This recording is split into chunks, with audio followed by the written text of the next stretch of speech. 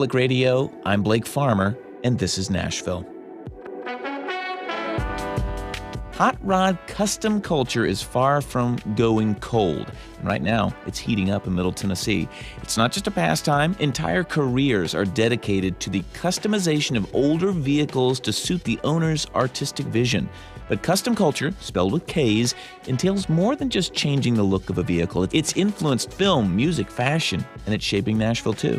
In this episode, we dive deep into custom culture, a subculture that welcomes all comers. It's coming up after this hour's news. Stay with us. Sharing news and stories from the voices of Middle Tennessee. This is Nashville. Our show is made possible by Music City Prep Clinic. This is Nashville is in service to you. So if you have an idea for the show or feedback you'd like us to hear, leave us a voice message at 615-751-2500. Live from NPR News, I'm Lakshmi Singh. Today, President Trump released a new batch of tariff letters. The documents shared on Truth Social assign new tariff rates to the Philippines, Brunei, Moldova, Algeria, Iraq, and Libya, set to go into effect August 1st. The U.S. buys relatively little from these countries. The biggest exporters that the U.S. has issued letters for so far are Japan and South Korea, and those came on Monday. Search operations are stretched for miles in the flood-ravaged Hill Country region of Texas. More than 160 people could still be missing from the 4th of July weekend flash floods. Local authorities are being peppered with questions about whether flood warnings could have been issued sooner. At a news conference today, Kirk County Sheriff Larry Latha promised transparency. Those questions are going to be answered. I believe those questions need to be answered to the family of the missed loved ones, to the public, to the people that put me in this office. Those need to be. And I want that answer, and we're going to get that answer. And I know that's going to be asked over and over. Please understand that. We're not running, we're not going to hide from everything. That's going to be checked into. More than 100 lives have been lost statewide. NPR's Sergio Martinez Beltran brings us the story of one of the many flood survivors who've been sharing their accounts of what they did to stay alive. The current of the Guadalupe River pushed Taylor Bergman and the woman he considers his mother into a tree. I didn't think I would drown because I'm so tall, but I thought my mom was going to die in front of me. They were trying to evacuate in the early morning, but they ran out of time. They clung to the tree for an hour. The mom's boyfriend and the family dog were swept by the strong current. It was pitch black. Bergman could not see anything. He could only hear the neighbors screaming for help. Fortunately, everyone was eventually accounted for. Bergman says he'll never live by the river again. Sergio Martinez Beltran, NPR News, Kerr County, Texas.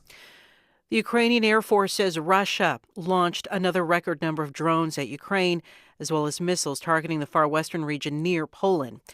NPR's Joannika Kissis reports Russia has been stepping up airstrikes on Ukrainian cities in the last few months. Ukraine's Air Force said Russia used nearly 730 Iranian-designed drones in the airstrikes. Most targeted Lutsk, a cobblestone city in western Ukraine known for its famous castle. City officials called it the most intense Russian attack on Lutsk since the beginning of the full-scale invasion.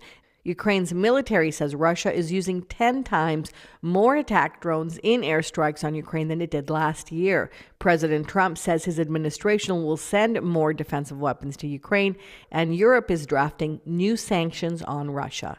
Joannika Kissis, NPR News, Kyiv. From Washington, this is NPR News. Linda Yaccarino, the CEO of the social media platform X, will step down. She made the announcement in a post on X, writing, quote, that she is incredibly proud of the X team.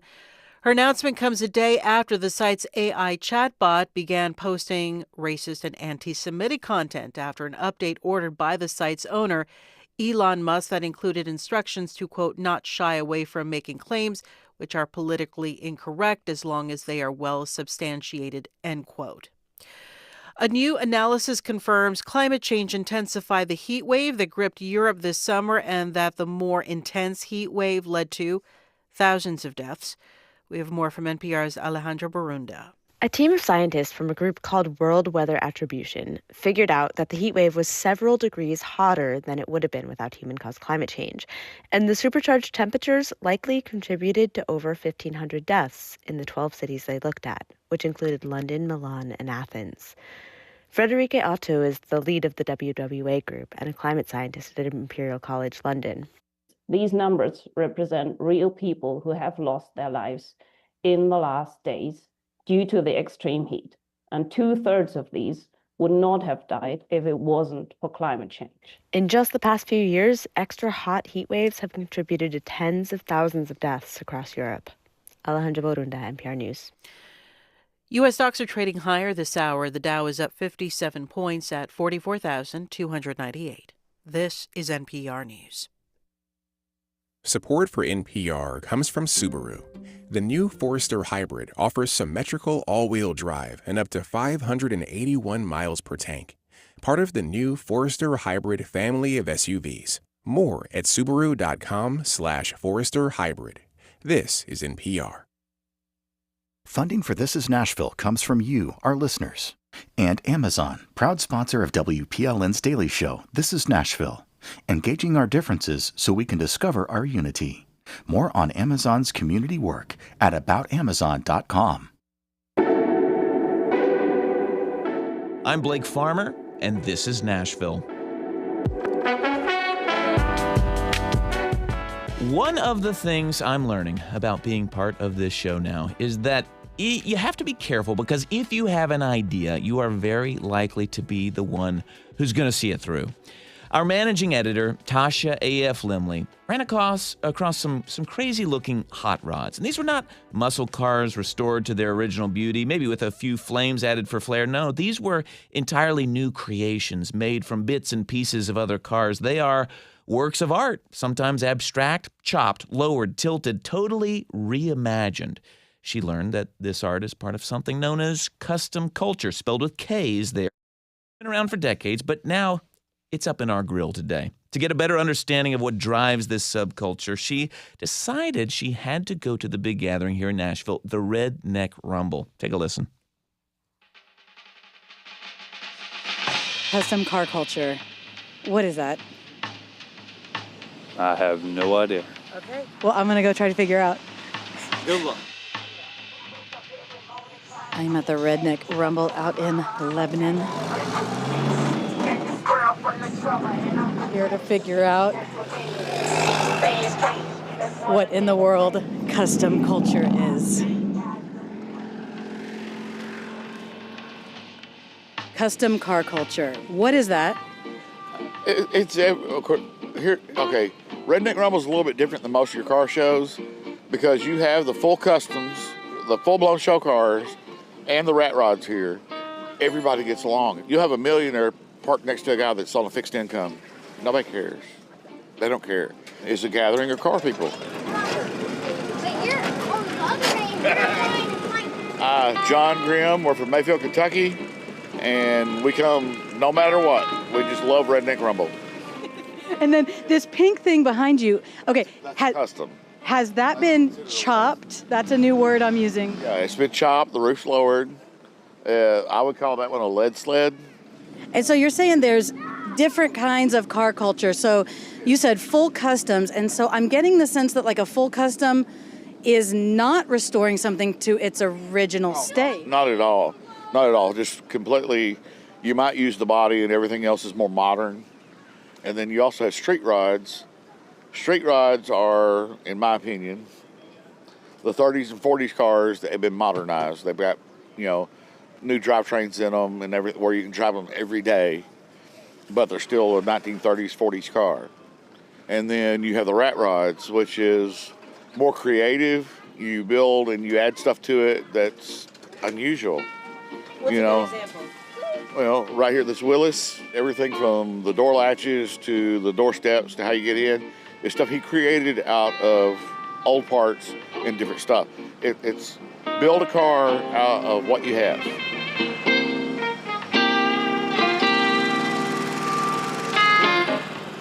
So look, for example, this right here is a wrench that's meant to use a die to tap pipes. And he put a hook on it for pulling. For hinges, he used old chains and welded them stiff. I guess that was an old door knocker. I don't know. It's got a 80s model Ford F-250 chassis under it, and he put old Willie's body on it, and you can drive it anywhere. Rat rods aren't supposed to be clean. They're supposed to be rough. I mean, it's a little Mad Max, honestly, right? Exactly. You can guess who is Square Barbie from looking across the parking lot. Why square? That particular year model truck is called a Square Body. Square Body. It. She calls it Square Barbie. So y'all want to meet Candace? Yeah, let's do it. Well, I'm Candace Ballard, born and raised in Georgia. Ended up moving up to Tennessee because I absolutely fell in love with the car shows. My 1977 Chevrolet C10 is called Square Barbie. The truck and God built this journey because it wasn't supposed to be pink and teal. It wasn't supposed to be named Square Barbie. I wanted kids to want to come talk to me and not feel like stranger danger. I love getting more girls into the automotive world, so I'm kind of like on a mission. Is Square Barbie a rat rod? What is she? She's her own entity. She's her own thing. It makes you step out of your comfort zone and kind of question, like, so is it a hot rod? Is it a rat rod? Is it a mini truck? Like, what is it? And she's just different. And that's what I was going for. You did it this week, right? Yeah. About 8 hours before the work, just something I felt like doing. Just junk, basically. What is your name? My name is Cooley. Okay, so Cooley, what are we looking at for radio people? What do you want to look at? This whole row belongs Well, I to me? like the idea that you were about to come to this Redneck Rumble. Yeah. And you went, I'm going to throw together one more thing. Yeah, And this is exactly. amazing. So Yeah. what are we looking like? This is you've seen the little coolers like that people ride around, the little electric coolers Yeah. at car shows and whatnot. Well, this is my version of it. Yeah. So you've got okay, I know nothing about any of this. So these are my layman's terms for I got you. people maybe like me. So I'm a short person, but you've got a large wheel in the back that maybe Yeah. comes up to my hip. Yeah. Then you've got a red, what is this called? It's Red a radio Rider. flyer wagon. Radio flyer wagon. So that the red part of that is connected A lawnmower engine. to a lawnmower engine. And the front end is an old, is like just a cheap four-wheeler, like little kids' four-wheeler.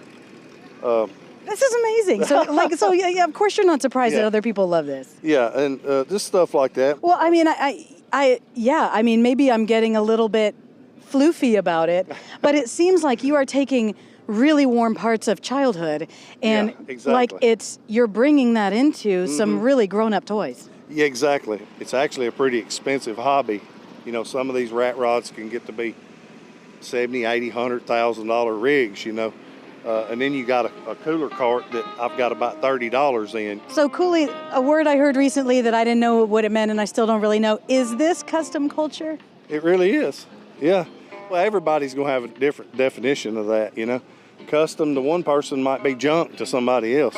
And custom to somebody else might mean they have to give big money for it. That was a thing of beauty from Tasha A.F. Limley, the managing editor of This Is Nashville. Yeah, I call her boss, but she's beating the streets today to get you the story on custom culture.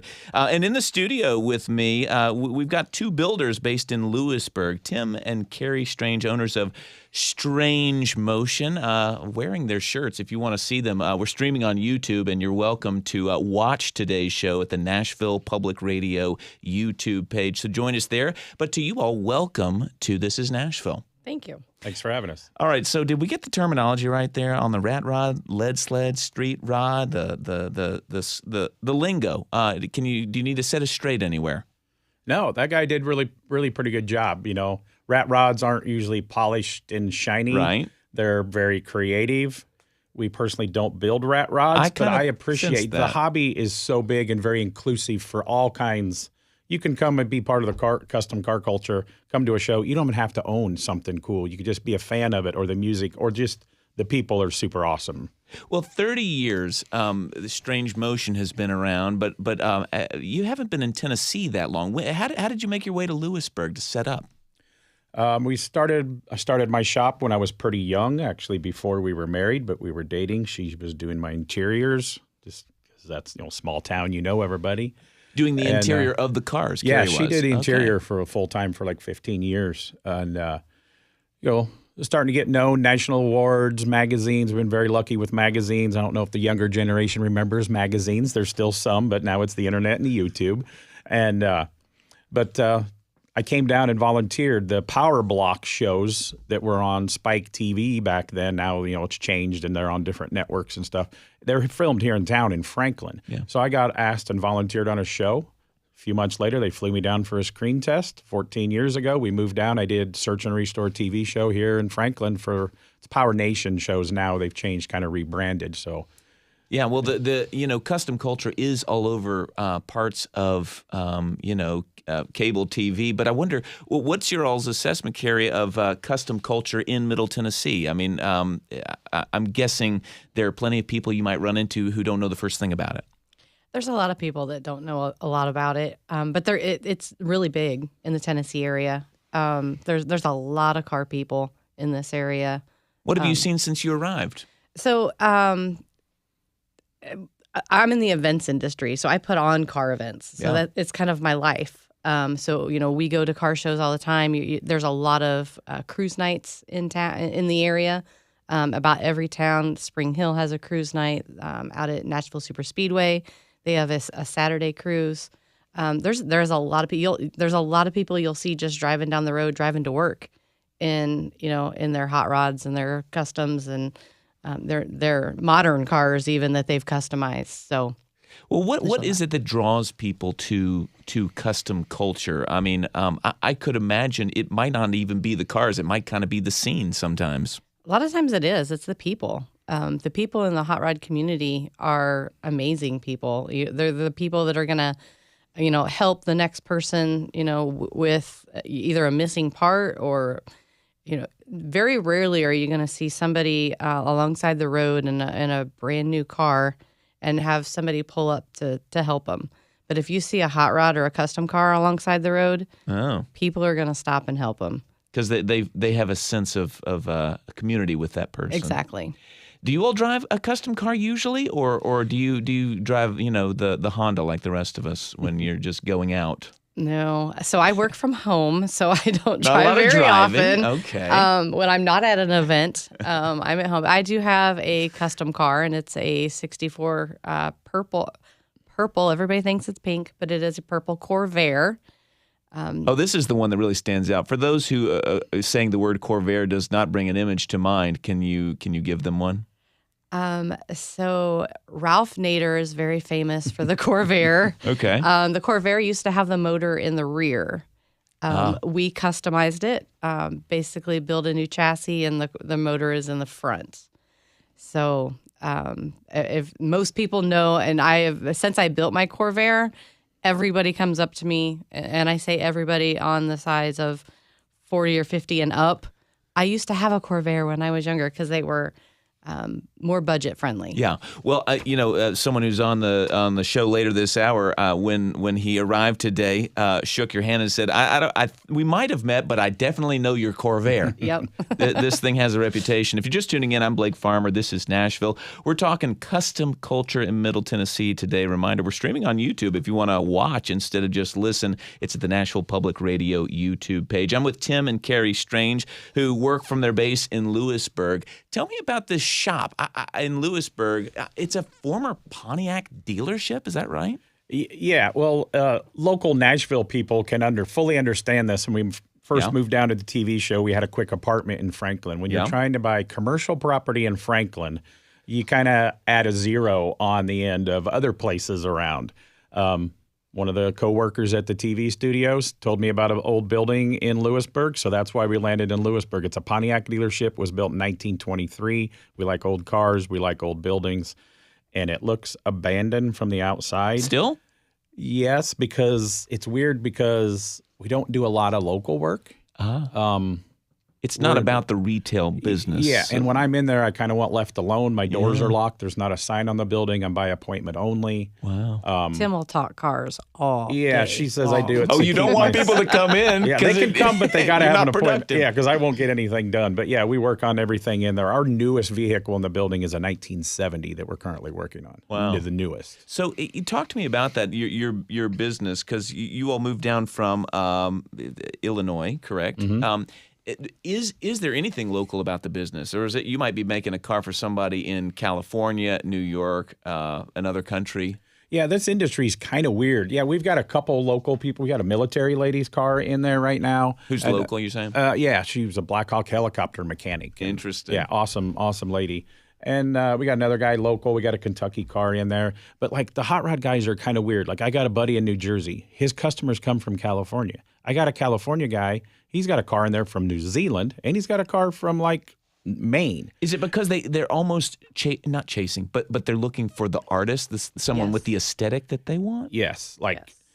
If you would let me, like me and Murpho and Colette that are just coming up here this afternoon. Going to be on the show. Who you know well. Yeah, and we do a podcast. They're this week's guest on our podcast. How about that? You give Murpho a 50 Merc, or Murpho a 50 Merc, and me a 50 Merc with no guidelines. Yep. They're both going to be cool, but they're going to be slightly different. It's the artist, the builders. Some of these guys are collectors, like collect art or horses or boats or whatever like that. And so if they want a certain style, they'll seek out Murpho or us or somebody else. Everybody has their own style. Yeah, we build what the customer wants, but everybody has their own little style in this industry, and that's what makes it cool. It almost sounds like it would be primarily something that only people with a lot of disposable income could get into. Is that the case? Not really. It seems like it, but we'll still do the guy building in his garage and is like, oh, can you just build this new firewall or fix the rust in the floor pan for us? We'll still do that. He's doing some in his garage, but like, says, can you help me take it to another level or something? Yeah, like I used to do some stuff for this older gentleman that had a normal, like an oil change shop. Yeah. And he'd bring me something. It's like, can you put the shifter linkage on, or I'll pay you to come over and help me with this. And he goes, I've learned I can always find somebody I can pay to fix what I screw up. So that's a lot of what this is. Yes, we build complete turnkey cars like somebody's building a brand new house. They pick the colors. We have an artist draw body modifications. But there's also guys like, hey, can you just put this LS motor in it? Or can you put disc brakes on my car for me? So there's a lot of that. It's not full builds, and we try to make the people happy with their cars so they can get out and enjoy them.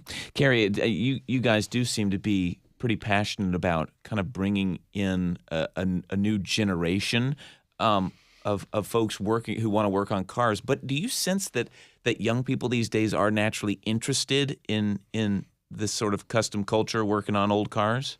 They are interested. We do work with a lot of the schools. We've got in Marshall County, we've got a really good program, the Spot Low program, and we go in and talk to the kids.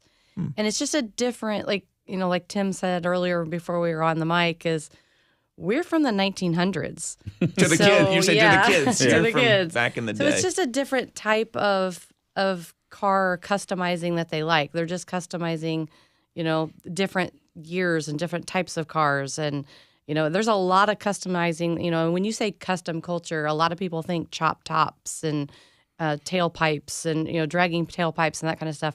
But, customizing cars, we do a huge event in Bowling Green every year, and it's an LS Fest event, and it has to be an LS motor. And there's LS a lot of what? LS is the type of motor. Okay. So, and it's a huge event, and there's a lot of people that are swapping their motors. And you might have a Ford body with an LS, which is a GM power plant, so that's a custom. They're customizing everything. And that event's so popular, they get 80,000 spectators through the gate at that event. And it's a good bringing in the generation, because it's not just about sitting in your lawn chair. Well, what is, as we wrap up here, Tim, what is a good entry point for folks who are like, I used to love these cars. I don't know what they're thinking of. How does one sort of dip your toe into this realm? Well, it used to be back in the street rods, the 48 and olders, they started with T-buckets because a lot of companies made a fiberglass T-bucket. Little roadster, no top, little truck. It's so small it makes my knees hurt just thinking about riding into them. And then when I got older, like my first car was a 55 Chevy, then a Chevelle. And now like the kids, like if they're into trucks, you can get an S10. like an 80s square body S10 for pretty affordable. You can buy lowering stuff. You can throw, we're around the BMX industry too, so you can throw your bicycle in the back. A Corvair like Carrie's, they're not high dollar cars. Those are a good entry point. Trucks are super hot. So trucks, everybody's farm uncle or dad has a truck sitting out in the barnyard. So get something and just start working on it. Make plans for that S10 that's sitting out gathering rust. Tim and Carrie Strange, thank you so much for sharing your work and joining us in the studio at This Is Nashville. Thank you. We're going to take a quick break. When we return, we meet some builders who relocated to Nashville more recently, as well as a local enthusiast. And a reminder today, we're also streaming on YouTube. If you want to watch at the Nashville Public Radio YouTube channel, go right ahead. Either way, stay with us. This is Nashville.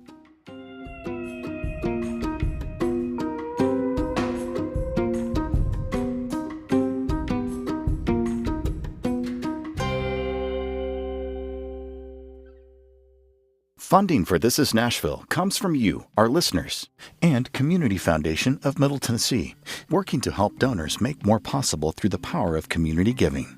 More at cfmt.org.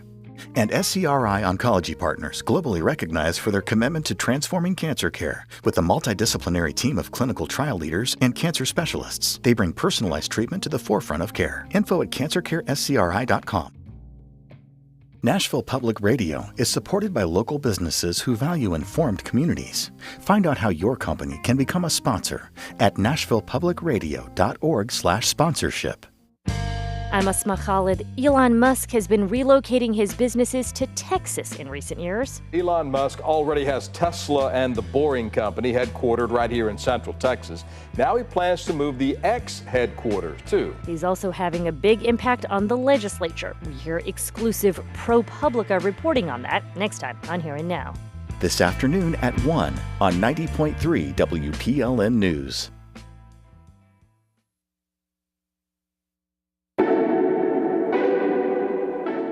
I'm Blake Farmer, and this is Nashville. One of the questions we're trying to answer on today's show is about how custom culture is growing and evolving in Middle Tennessee. That's Kustom Kulture with K's. Maybe new to some in the audience, many in the audience, but it has been around. And we're joined by some relative newcomers to Tennessee, longtimers in custom culture, to kind of give us some of that broader picture. Murpho and Colette moved from Austin, Texas to Tennessee to open Nash Speed on the east side. Welcome to This Is Nashville. Thanks for having us. Yeah. All right, so why Nashville? You had a pretty big operation, I think, in Austin. Texas is known for big builds, kind of a big custom culture. Why Nashville, the east side? Well, I think it kind of was evolution. We did small in the beginning. We became a bigger shop in Austin. And I think that really was it. It was big and it was becoming unwranglable, I guess, in a way. And Colette and I decided that we wanted to scale back and get more hands-on and start getting back to kind of our roots with the builds and the passion, What does back to the basics mean to you, Clint? When you have if you have a bigger shop. Because you have, 15 people working there? Yeah, so it becomes unmanageable sometimes, right? Yeah, you become a manager. Right. And that does happen. So scaling it back and getting more, just focus on each task is a lot better than being so all over. So what do y'all like to build? What would you say we like to build? I think we really like to build 50s style customs. 50s? Very traditional hot rods. Although we do a bit of everything, we really do like 20s to 70s. So, we do a lot of service and upgrades, Which AC, we have disc brakes. One of your very own here in our shop. Oh, right. Yeah. Tell us about that. We have Tasha. And Tasha, our managing editor, I think she has an old Bug, right? Yeah. 70s? 71. 71. So the Bug is in your shop. The Bug is in our shop, yes. Yeah. She was asking when it's going to be ready, but we'll ask off the air. How would you assess the custom culture scene here? I mean, I'm guessing it's not like where you came from. And has it been beneficial? Is it growing? What are you seeing? I think it's very big here. Actually, I think that there is a ton of what I'll call old car stuff going on in the community. You can old car stuff, cruise-ins, car shows. So people that might not put a label of custom culture on it. Right. Okay. Right. Yeah. I would call it hot rodding. All right. Right. And then I would say that custom culture is sort of a subculture of hot rodding. Well, and what makes it? What are some of the telltale signs? Oh, like this is a custom culture crew. Like, how would you know rolling up to a parking lot that had a bunch of cars that I've rolled up on a KK event? Well, I think it's kind of different for everyone, but to me, it's a lot of lead sleds, chop tops, really low cars. Lead sleds, meaning that sort of low-slung 30s, 40s, kind of looked like it came from one of the Cars episodes that has some of the, in the animated series. I would describe them to me as tail draggers. They're kind of low in the back, and they got that swoopy top that kind of it definitely has a look. Flows down to the rear. I do. If you're just joining us and wondering, what on earth are they talking about? We're talking about custom cultures, the culture this hour. That's Custom Culture with K's. Reminder, we're streaming on YouTube. If you want to watch at the Nashville Public Radio YouTube page, feel free to flip over. We're talking to Murpho and Colette, who moved here to start Nash Speed on the east side. I want to also bring in local enthusiast Donald Walker. Welcome to This is Nashville. Thank you, Blake. I appreciate it. Well, how did you get into custom culture? As a young child, I had a cousin that had an old truck, and as a kid, I was about 10 years old. I would ride my bike down and just stare at that truck. It sat in his backyard, and it just took off from there, and I never stopped. Was it local here to Tennessee? Or no, elsewhere? I'm from a town called Fort Wayne, Indiana, up in the northeast corner of Indiana. Yeah. And then made your way down here to Murfreesboro, right? Right, correct. So what did, would you have called it custom culture back then? To me, I just would have called it hot rod trucks because that's what I was. That was my thing. So, what's the overlap here with Murpho and Colette's work? But are there sort of similar events that you all would go to? Yeah, the culture itself of custom cars, it has a mix: cars, trucks, motorcycles, vans. They all blend over. So, which section of it do you put yourself in? Mainly in the trucks, but in the custom. Not necessarily 100% stock. I like a little bit what they call resto mod, which is basically the body and everything looks stock, but underneath the underpinnings, the motor, transmission, the suspension, air conditioning, comfort things that makes it enjoyable to drive, say from here to Pigeon Forge. So it looks like a car that has just been fully restored to its original beauty. The thing is, it has AC and the brakes don't squeak or whatever. Correct. Okay. And it's comfortable. It's comfortable. Yes. Does Nash Speed do that kind of work? Absolutely. Yeah. Yes. Yeah. Yeah. We do a bit of everything in hot rods, and in our shop, you'll see a big mixture: trucks, hot rods, sometimes a gasser, dragster. The dragster is in kind of like a drag racing. Right. Yeah. What makes it a drag racing kind of a vehicle? Bigger wheels in the back? Yeah, like a narrowed rear end with wider tires to have traction, skinny tires in the front, and it's just designed to go straight and down fast. The track. Yeah. Is that right? Well, Donald, I wonder what you see when you're going out to car shows. Do you see kind of a younger generation also getting into this? More and more, yeah. Really? And they're more into the import market. They'll take a Civic or something of that nature, whereas I might have been looking for a 72 Chevelle with a 396. They're trying to see how can they put more horsepower in a four-cylinder. And I guess that's just sort of the generational change. That's what they know. Yeah, that's what they know. So what was this, you mentioned being fascinated by an old truck as a kid. What was it about that vehicle that kind of captured your imagination? As a 10-year-old, it was different. It had fat fenders, and most of the trucks of that era, of the late 80s, of the early 80s, they had what you call fleet side bed. Beds were flat. There was no curvature to it. There was no artistic feature to it. It was just a box. Yeah. But a 1956 Ford F-100 is curved all the way around. Yeah. It just caught my eye. Well, I can imagine it would. When did you actually start, doing your own work? I got my first one in 1988. I got a 53. 53 what? Ford F-100. Okay. Yep. 1953. What'd you do to it?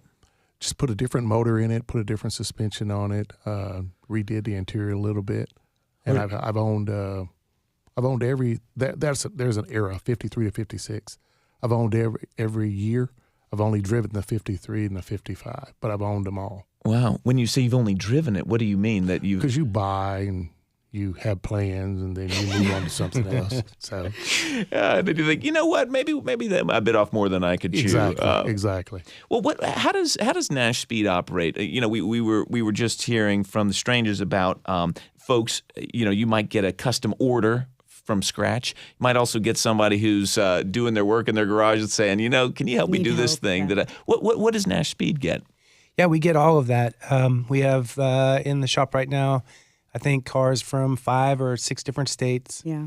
And some of them are complete restoration. Some of them are complete builds. Custom, but literally ground up.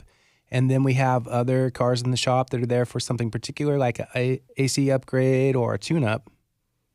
Because I guess they need someone who knows their way around this car to or do a wiring. We have somebody like you were just referencing who had a project that they were working on for some years, and then it got stagnant sitting in the garage, and they finally realized they didn't have the wherewithal and the time to do it, and he brought over and said, "I just need you guys to finish it." It happens. Yeah. Well, so does it?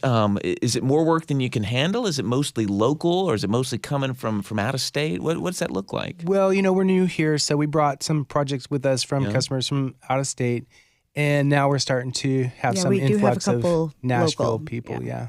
Is there anything, Colette, about being like locally sourcing things? Do people find like an old car and wanna, or do the cars? If somebody even local wants you to build something, it might be based on a car that they got in Montana or something. Sometimes they have them. It was their grandparents. Sometimes they're sourcing for them, or then they find something on a good marketplace or eBay or. Yeah, so I'm dangerous on Marketplace. Yeah, a lot of people are. It seems people say kind of California set the tone for this culture. It did. So it's the epicenter. It's the epicenter. What is it? Do local places, cities, kind of develop their own flavor of it as well? And is there anything you've seen in Nashville? Absolutely. It's like, in Nashville you see more of this. I would say definitely there's a very strong West Coast style, and there's a very close. Very, very strong East Coast style. Coast, And it seems, though, that most of the trends kind of come from west to east. But here in Nashville, you see a bit of everything. Yeah. What would be the difference between west and east? Which direction they slope. No way. West Coast cars slope to the back, like I was referring to before as like a tail dragger. Tail drag, I see. And East Coast cars slope to the front. Yes. Down in the front as opposed to down in the back. It's the look. But Donald, but your truck's not tilted. I'm sensing it has a stance. It does have a stance. They all do. To the front. Yeah, they all speak to you. Yes. To the front. You're saying it wasn't made that way, but that you wanted it to be that way. Right. Be low in the front. Yeah. Mm-hmm. Talk to me about this because not that I'm guessing, Donald, your truck probably doesn't have any flames or skull and crossbones on it or something, right? It's just look like an old shop truck. Yeah, like some you would see on Andy Griffith. Well, I like that.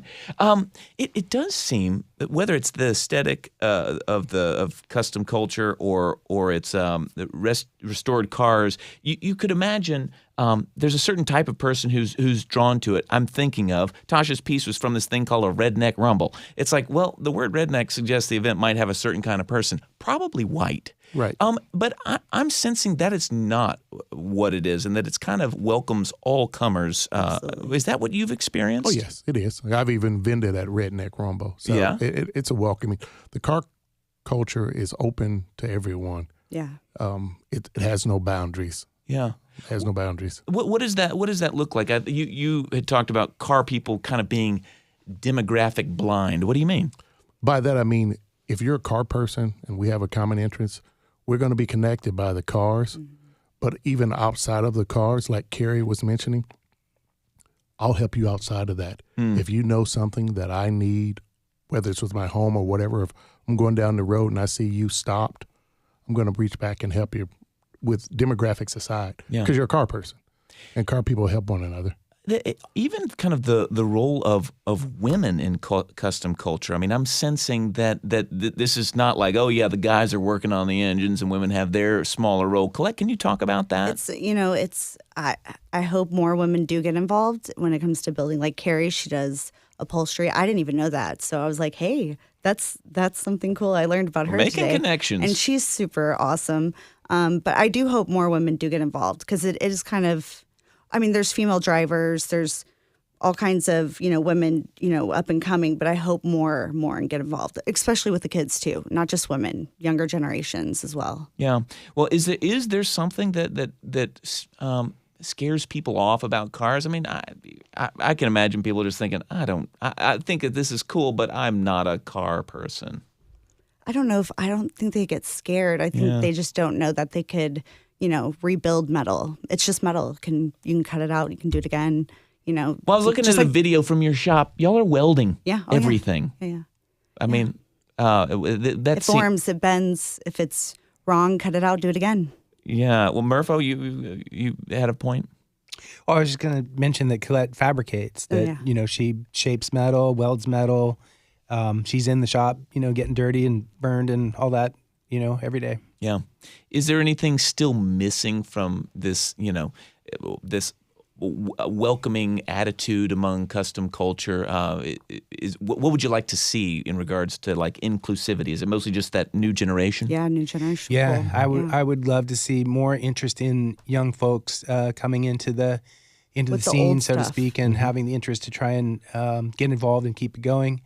I think that from the outside looking in terms of the cars and the culture, I think it's something where people are gravitating to it if it just is aesthetically pleasing. They like seeing the cars at first, maybe. But I would encourage everybody who's listening to take the opportunity to go to something local to a show and bring a kid. Yeah. Bring a kid to a car show and give them the exposure and the opportunity to see if it's something that hooks them.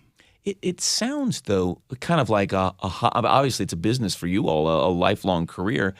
A lot of folks, it's primarily a hobby, and you think, well, if people don't want to do it, why do we need to make them do a hobby or something? But is there anything about the work, this restoring or re-envisioning something that is old, that also has some sort of like historic significance? I mean, you're talking about restoring cars that, were from an era. Well, cars, I think, are a huge vein of Americana. Mm-hmm. I think that America could be described as a car culture. Yeah. I mean, whether it's looking at it from an artistic standpoint like we do, and old cars, if you think about it, everybody has a car. It's a commonality for everyone, regardless if you live in Tennessee, you certainly need one. Right. Yeah. So I think from that standpoint, it's really just a part of America. Donald, and the world, I guess. Well, Donald, what would your pitch be to folks? Like, why maybe it's a little more than just a way to spend your weekends and pour your money into something? Because you make lifelong friends, and you also find people with common interests, like we were talking about with the young folks and the older. They can all have a common interest around the car, and then they can learn from one another. Because a young person probably can teach you something about technology, and then in return, you can teach them how to set points.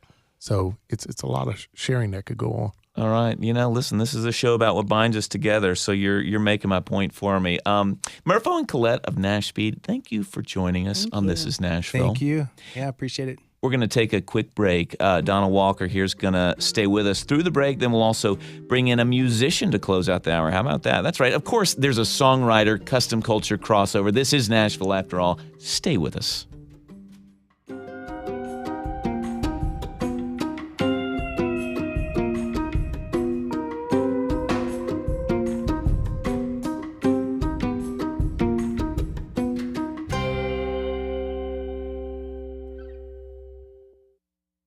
Funding for This is Nashville comes from you, our listeners, and Margaret W. Wong and Associates, providing a range of immigration services for companies and individuals with attorneys and staff who speak English, Spanish, Mandarin, and many more languages. Learn more at imwong.com.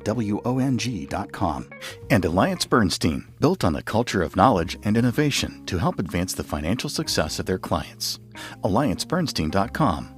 Alliance Bernstein is not affiliated with National Public Radio. And Ascension St. Thomas, continuing a century-long journey to bring health, healing, and hope to those who need it most.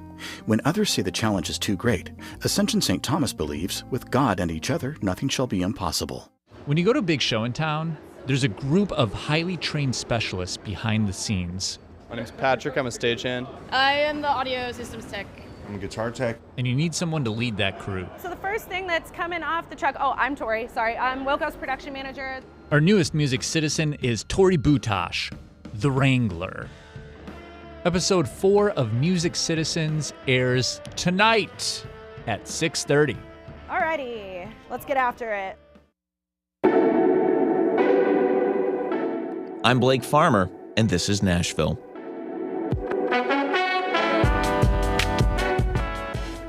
We're closing out our episode with a little taste of the music of Kustom Kulture. Local hot rod enthusiast Donald Walker is still with us, and he's going to sing us something. Isn't that right? Oh, okay. No, he's not. No, and we welcome singer and rockabilly artist Jane Rose sitting across from me here. Thanks for joining us on This is Nashville. Oh, thank you for having me. It's a pleasure. Well, and if you want to tune in, not just on your radio or your smart speaker, wherever you're listening, we're streaming on YouTube today, Nashville Public Radio's YouTube page. Go there. You can watch it or go back and watch later.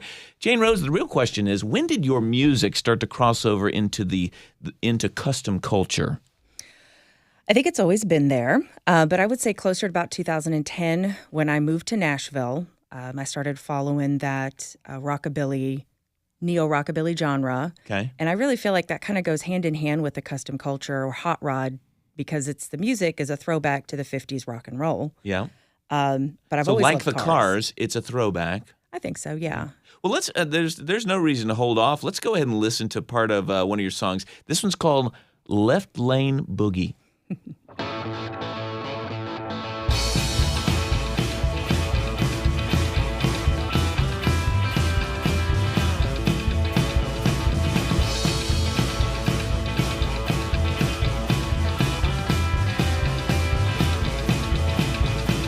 Take I-40 where the cops don't go. Let her know wine, leave some rubber on the road. Left lane boogie, drive it fast. Oh, drive it hard, drive it fast till you run out of gas.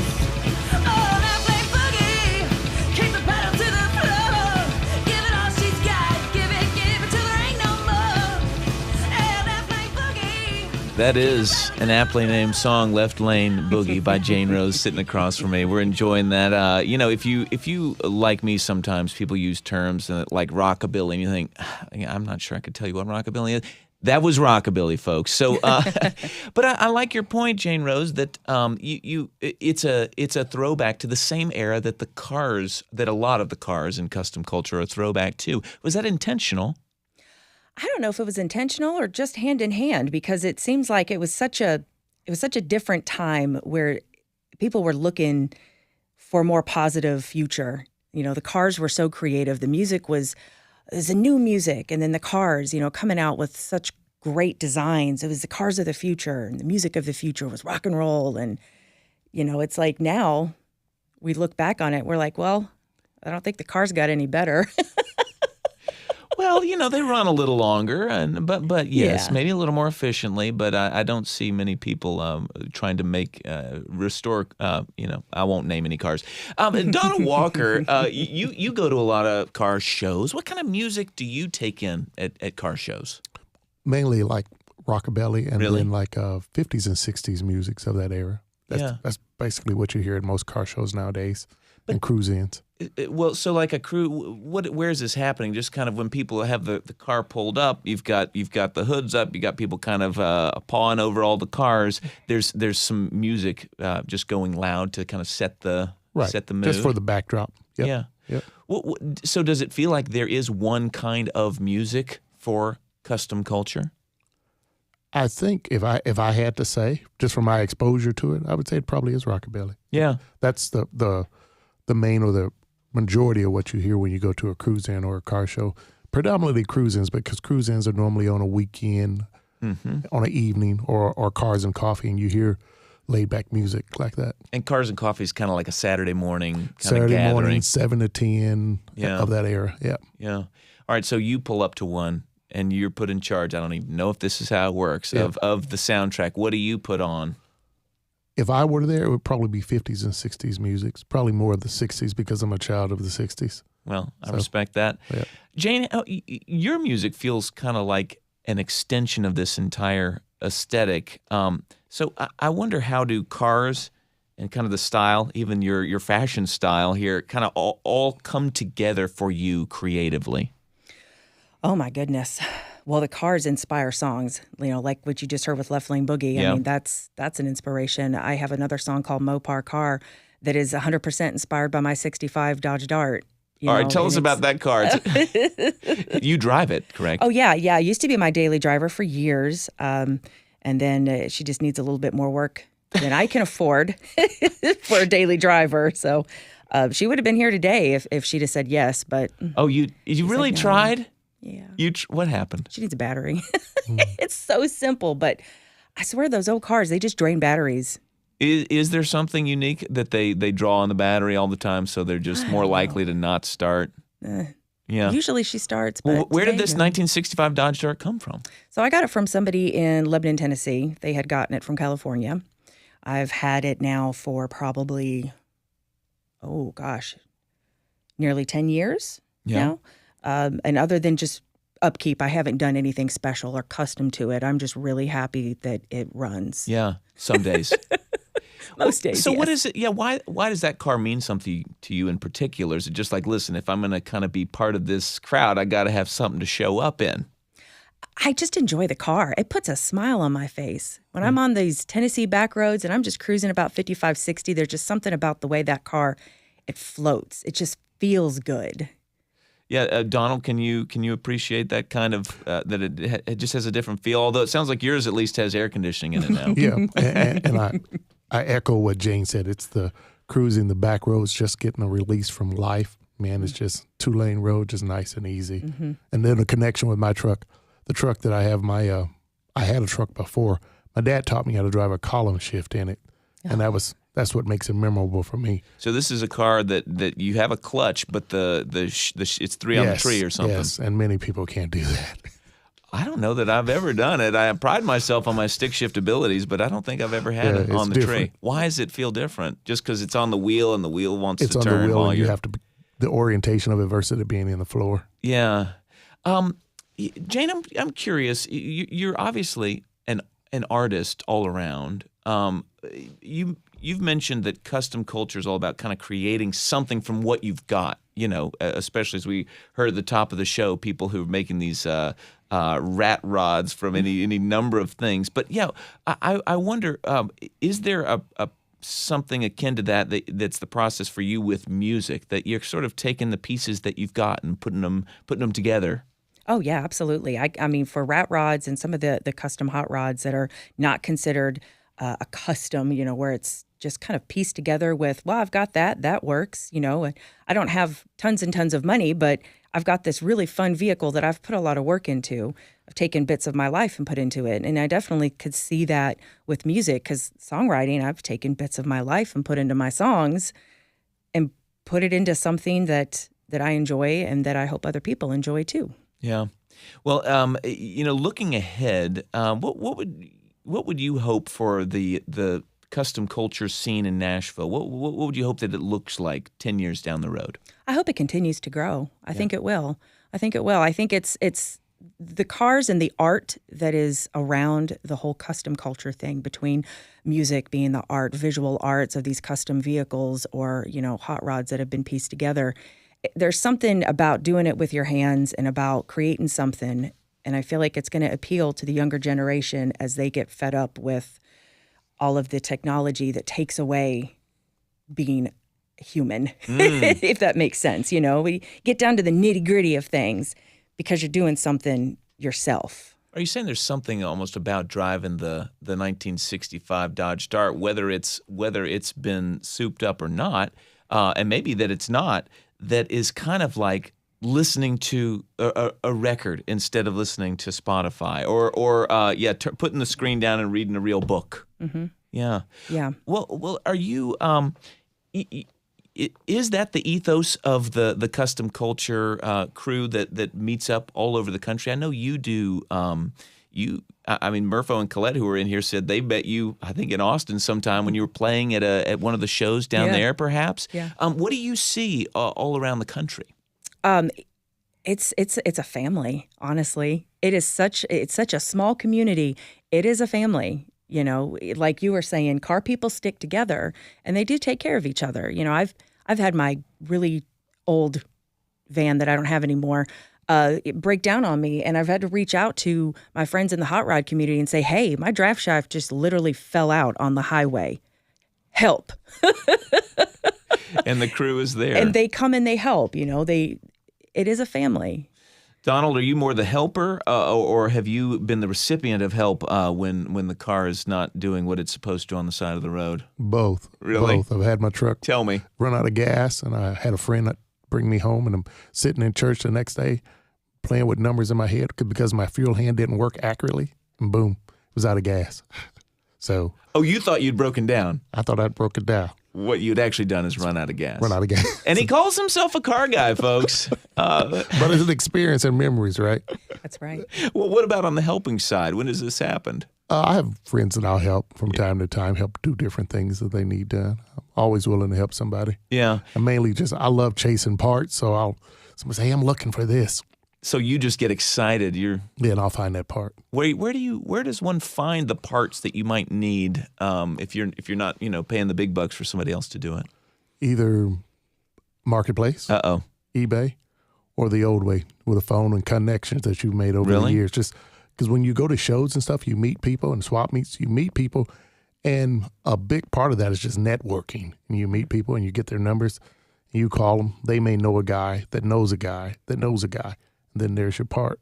So what's your aspiration? It doesn't sound like you're a car collector trying to build a collection that you're growing, that you kind of cycle through, right? What's next for you? Just maintaining, and I realize you can only drive one at a time. So just maintaining my current one that I have. I enjoy it because, like Jane was saying, for me, the big thing is just the ability to get in and just go down the road. Just enjoy it. Just to bring yourself away from life for a moment. Where's your favorite spot to do that kind of cruising? Out around Leapers Fork, out down through Thompson Station. Yeah, through the hills. And just riding around. Just riding, going down 2-lane roads you've never been down before because you figure you can always turn around and go back where you came from if you get lost. I like the sound of that. Jane, how about you? If you're ready to sweat in the Dodge Dart and she's being cooperative that day, I don't know if she's a she. I just assume. Oh, she is. Her name is Blanche. Yes. The car. Yeah. Does your truck have a name? No, I just. Nope. Okay, we'll just talk about Blanche. But let's say you're rolling out with Blanche. Where she, when you're picturing this, I like this floating, this cruising. Where are you driving when you're picturing that? I don't have a specific area. It's just anywhere on the back roads. I used to take the back roads all the way up to Louisville, Kentucky. It's just a nice 4-hour drive of listening to the engine and just being there in the moment. And that is so nice. Mm-hmm. Yeah. Well, when Donald, when you kind of look down the road, do you have anybody in your life who you specifically or feel like you're kind of passing some of this appreciation for these old cars down to? Mainly the younger children at cruise-ins and stuff. Yeah. Yes. Yep. So you'll let them know. You'll give them a piece. I will. Well, Donald Walker, Jane Rose, thank you so much for talking shop in our Kustom Kulture episode. Thank you. Thank you for having us. Also, thanks to Tim and Carrie Strange with Strange Motion and Murpho and Colette with Nash Speed. Thanks for tuning in this hour. This is Nashville is a production of Nashville Public Radio. Today's episode was produced by Josh Deepen. It was directed by Tasha A.F. Limley, who also gets a producer credit today. Our board operator is Liv Lombardi. Masterminds behind our theme music are LaRange and the Mere Blade, though that's not who you're hearing right now. We're listening to Jane still. And special thanks to Nate Smith for his help with our YouTube video streaming. Looks great. Watch it, Nashville Public Radio's YouTube page. You can also listen back at thisisnashville.org or wherever you get good podcasts. The conversation does not have to end. You can comment, tell us what you want to hear on the show by leaving us a message at 615-751-2500. I just changed the voicemail greeting, so you'll leave a message for us. You can also find us on the socials at This Is Nashville. This is Nashville. I'm Blake Farmer. Go in peace.